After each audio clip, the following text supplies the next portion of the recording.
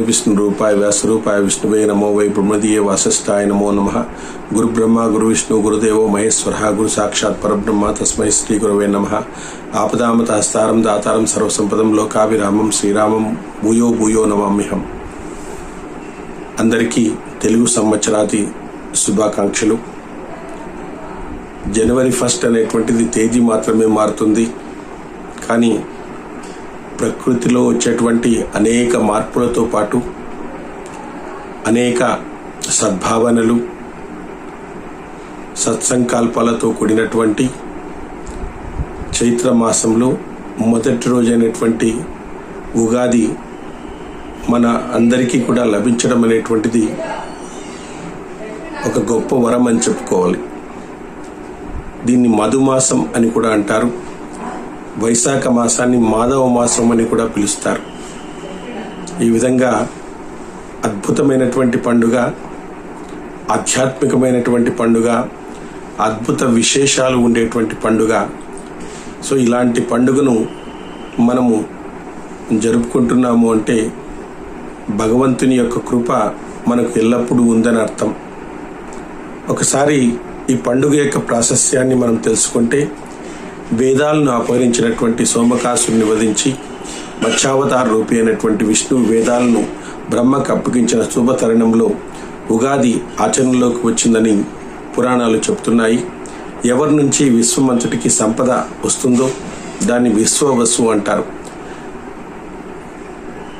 విశ్వానికి అంతటికి ఎవరైతే ఉనికిని ఇస్తున్నారో వారిని విశ్వవసు అంటారు। ఆ విశ్వవసు అనేటువంటి గంధర్వుని పేరుతో ఇది పండుగ రావడం అనేటువంటి జరిగింది। ఈ విశ్వవసు అనేటువంటి వాడు ఒక గంధర్వుడు శాపం చేత కబంధునిగా పుడతాడు। నాకు శాప విమోచనం ఏమిటి అంటే, శ్రీ రామలక్ష్మణులు సీతాదేవి అరణ్యవాసం వచ్చినప్పుడు వారిచే నీకు శాప విమోచనం కలుగుతుంది అని చెప్తారు। ఇదే విధంగా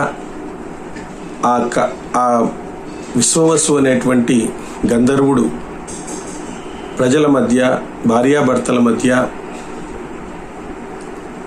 సమాజంలో ప్రేమానురాగాలను పెంచేటువంటి ఒక గంధర్వుడు।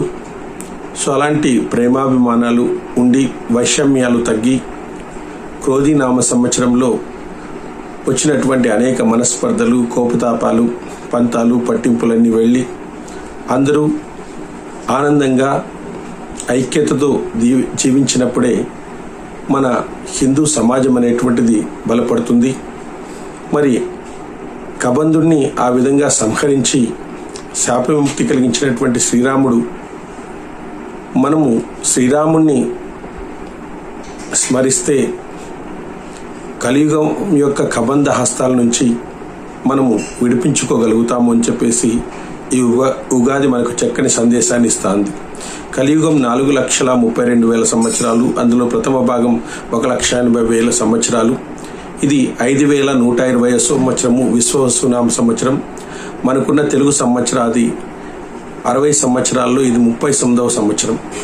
బ్రహ్మదేవుడు సృష్టిని ప్రారంభించింది ఈనాడే, ప్రజారంజకంగా పాలించిన శ్రీరామునికి పట్టాభిషేకం జరిగింది ఈనాడే, 1000 సంవత్సరాల రాజ్యపాలన చేసిన విక్రమార్క చక్రవర్తి రాజ్యాన్ని చేపట్టింది ఈనాడే, శకకారుడైనటువంటి శాలివాహనుడు కిరీటధారిని చేసినటువంటిది ఈరోజే, కౌరవ సంహారం అనంతరము ధర్మరాజు చక్రవర్తిగా అస్నాపీఠాన్ని అధిరోహించింది ఉగాది నాడే అని చెప్పేసి చారిత్రక పౌరాణిక గ్రంథాలు చెబుతున్నాయి।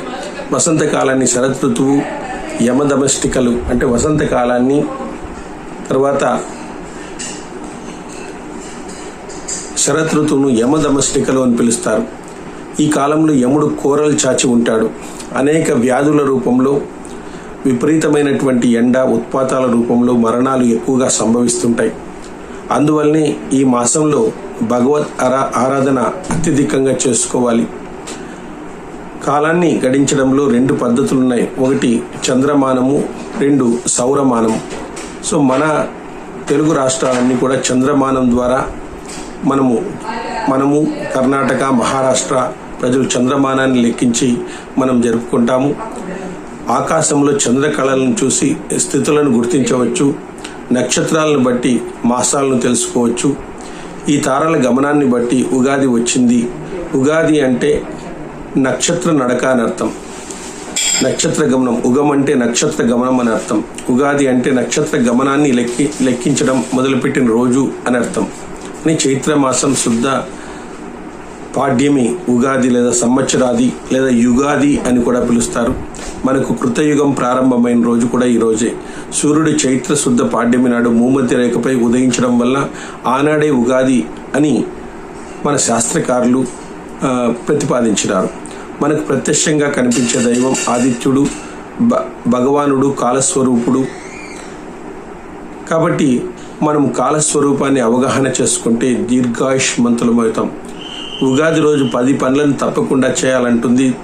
తైలభ్యంగన స్నానము, నూతన వస్త్రాలు ధరించడం, ధవళపత్ర పూజ, శాంతి హోమం, ధ్వజారోహణం, ఉగాది పచ్చడి, పంచాంగ శ్రవణం, ప్రభాదానం, వసంతాలు ఆడుకోవడం, రాజదర్శనం చేయడం. వీటిని అందరూ కూడా తప్పగా ఆచరించాలి. ఉగాది పచ్చడిని సేవించే ముందు ఈ శ్లోకాన్ని చదువుకోవాలి. శతవత్ర దేవాయ సర్వ సంపర్కరాయ సర్వస్తం వినాశాయ నింబదళ భక్షణం అని చెప్పేసి ఉగాదికి సంకేతంగా చేసేటువంటి 6 రుచుల కలయిక అనంతమైనటువంటి అర్థం ఉంది. ప్రకృతి లేనిదే జీవి లేదు, జీవి లేనిదే ప్రకృతి అసంపూర్ణం.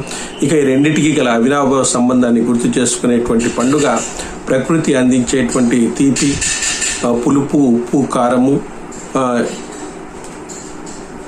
చేదు, వగరు షడ్రుచుల సమ్మేళనంతో తయారైనటువంటి ఉగాది పచ్చడి ఆరోగ్యపరంగా ఆధ్యాత్మిక పరంగా ఎంతో అర్థం అనేటువంటిది ఉంది. జీవితం అంటే కష్టాలు, సుఖాలు, మరెన్నో విధాలైన అనుభవాలు, అనుభూతులు సమ్మేళనాన్ని చాటుతుంది. ఈ సత్యాన్ని బోధిస్తూనే ఆరోగ్యాన్ని చేకూరుస్తుంది. దుఃఖం విలువ చెప్పేటువంటి చేదు, ఉత్సాహాన్ని ఇచ్చేటువంటి ఉప్పు, ధైర్యాన్ని నింపేటువంటి వగరు, ఆనందాన్ని ఇచ్చేటువంటి తీపి, నేర్పు ఇచ్చేటువంటి పులుపు, ఓర్పును ఒప్పించేటువంటి కాలము. ఉగాది పచ్చడి పరగడుపున 45 రోజులు తిన్న వారికి ఏ రోగాలు రావని చెప్పేసి ఆయుర్వేద శాస్త్రం కూడా చెబుతోంది. పంచాంగ శ్రవణం వినడం వల్ల తిథి, వారం, నక్షత్ర, యోగ కరణాలు ఇవి కాలాంగణమునకు దేవతలుగా ఉంటాయి. పంచాంగ శ్రవణం చేస్తే ఆ కాల దేవత అనుకూలత సిద్ధిస్తుంది.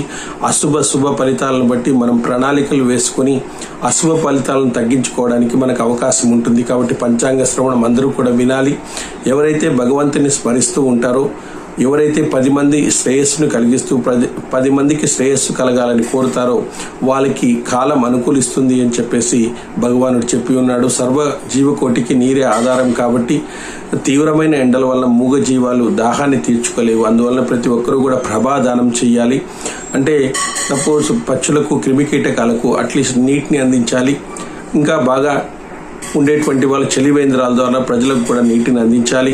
ఈ వసంతకాలంలో పరబ్రహ్మ స్వరూపమైనటువంటి శ్రీరాముడు మనిషిగా జన్మించి సత్యధర్మాలతో నిలబడి, ఆదర్శాలకు నిలబడి మనిషి ఎలా బ్రతకాలని చూపించినాడు. కాబట్టి అందరూ కూడా శ్రీరామ భక్తులైతే ఏ గ్రహ దోషాలు, నక్షత్ర దోషాలు, అష్టగ్రహ కూటమి, నవగ్రహాలు, రాహు కేతువులు మనల్ని ఏమీ చేయలేవు. పంచమహాగ్రంథాలను పఠించి సద్భావనలు, సదాచారాలు, సత్సంకల్పాలు కలిగి ఉంటే ఎవరికైనా కూడా మంచి జరుగుతుంది. రమణ మహర్షి ఒక మాట చెప్తారు, శరణాగతి చెందినటువంటి వారి ప్రార్థన కర్మ ఫలాలు వారికి అనుకూలంగానే ఉంటాయి కానీ ప్రతికూలంగా ఉండవు. విష్ణు సహస్రనామం కూడా భూత భవ్య భవత్ప్రభు యుగాధికృత్ యుగావర్తో అహ సంవత్సరో వేళ అని చెప్పేసి విష్ణు సహస్రనామంలో కూడా ఉగాది ప్రస్తావన మనకున్నది.